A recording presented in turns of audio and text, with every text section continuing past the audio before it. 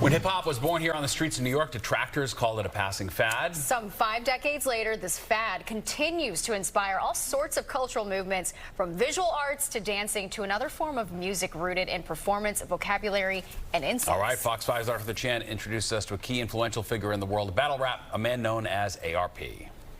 If modern battle rap were a story told in chapters, Chapter 1 would be written in the 1980s and 90s, an art form featured in the 2002 movie 8 Mile. But I know something about you. You went to Cranbrook. That's a private school. What's the matter, dog? You in Paris? This guy's a gangster. His real name's Clarence. While hip-hop was the umbrella of the new genre, it was a tree out of which sprung multiple branches of culture, from graffiti to DJing to breakdancing to battle rap. In the midst of the chapter of creation, growing up on Staten Island was a kid who would grow into the man now known as ARP, eventually to create one of the most impactful modern-day battle rap platforms. Back on Staten Island in the 1980s, he was just listening, observing, and learning. Local inspiration, he says, was easy to find. In Chapter 2, you could call it the elevation of a street style.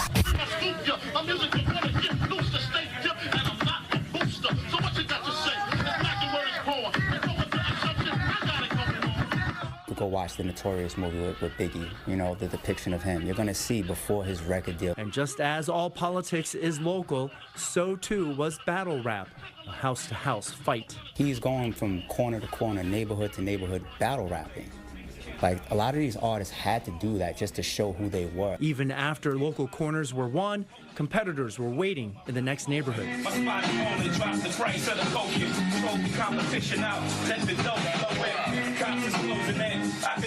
A talented battle rapper knows how to get the live audience to react. He says outsiders often mistake the art of battle rap for an exchange between two rappers trying to degrade each other. There's a step before that, too. The step before that is just who can move the crowd better, right? What's the definition of MC? Eric B. and Rakim even had a song named after the importance of the MC.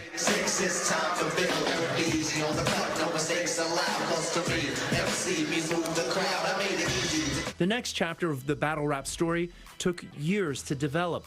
With a respect for the art, multiple brands popped up promoting battle rap and its energy while trying to find a sustainable income model. Tails, what we doing? 1 round bar fest, so on zone first. They told me to put the clock down, y'all. We're gonna let them get their balls up and see what's going on there. Let's get it.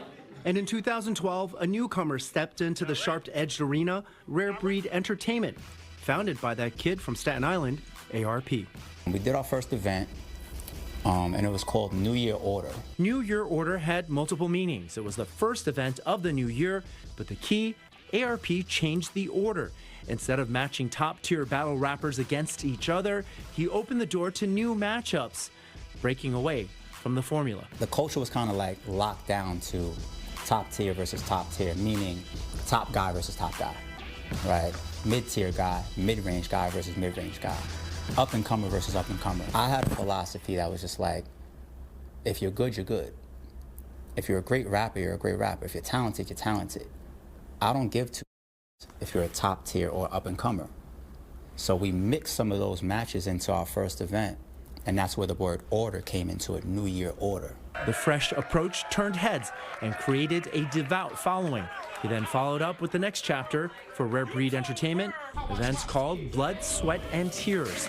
Tears for the amount of work being put into them, and just like the wordplay on order, tears also meant tears. This time, RBE would even match women up against men. The vibe with me, different, so watch your mouth. 2 guns, I nickname her one forgettable, but I never leave home without a doubt. Big can. Charlie Clips versus Farrah Funeral. But the ladies have just as much stake in battle rap as well. They get fierce.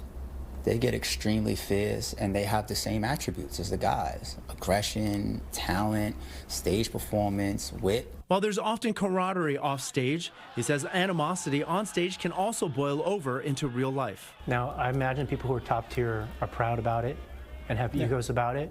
How do they feel? How did you convince them to put themselves in a situation where an up-and-comer could dethrone them? Same way I would get you to work with me, offer you that $4 million salary. So that'll work. Chapter 4 would be followed by an epic Chapter 5. RBE's event called Max Out, highlighting the biggest of battle rap legends, all known to be masters of storytelling and respected for their track record and authenticity. ARP likens it to a showdown between superheroes. If I ask you, who's your favorite Avenger? Oh, the Hulk, because of this. Who's your favorite battle rapper? All right, Hitman Holla, because of his aggression. Ill Will, because of his performance and charisma. When it was hot over here, we took the spot over there. Coke so white, ARP was like, yeah, what y'all got over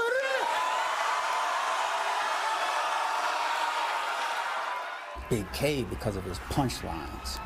Show Off, because of his realness. It's supposed to be the biggest thing of the year.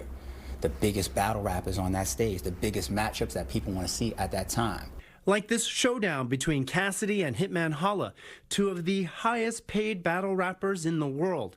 And true to form, Max Out is also a play on words. When we announced the first main event to the first Max Out, which was Cassidy versus Hitman Holla, everybody was like, oh, which really means you maxed out your credit cards. The pinnacle of RBE's contribution to battle rap also gave birth to ARP's infamous tagline. Do you believe? Anytime there was a big moment that the fans erupted or the venue just went crazy or a battle rapper delivered something epic, I would pick up the microphone and I would scream to the crowd, do you believe? Watching the whole crowd go crazy and enjoy what we're delivering to them. Chapter 6 brings us to today and allows ARP and Rare Breed Entertainment to enjoy the journey they've had, now recognized year after year as one of the top platforms in battle rap, including being named League of the Year by Fox 5 last year. It's a moment the kid from Staten Island is relishing. Battle Rap League of the Year. A lot of leagues did good things, but to us, none did more than Rare Breed Entertainment. Being able to put on Max Outs and other big events, what do you think? Man, I think they're well-deserving. Congratulations to Rare Breed Entertainment. We're looking forward to seeing what you got going on next year.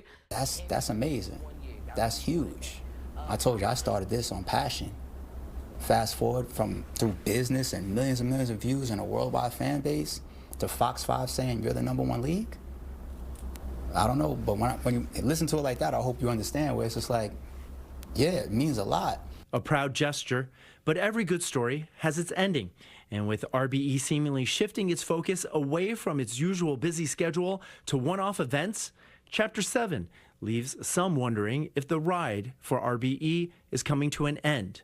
Who better to ask than ARP himself? I'm really enjoying being away and having the run that we had. So part of me is just like, man, why should I step back in the ring? You know, when I walked out like Floyd, you know, I walked out feeling undefeated as far as what I had to endure, right? If he walks, ARP says he knows one thing for sure will be staying. Battle rap is never gonna go away. Arthur Chien, Fox 5 News.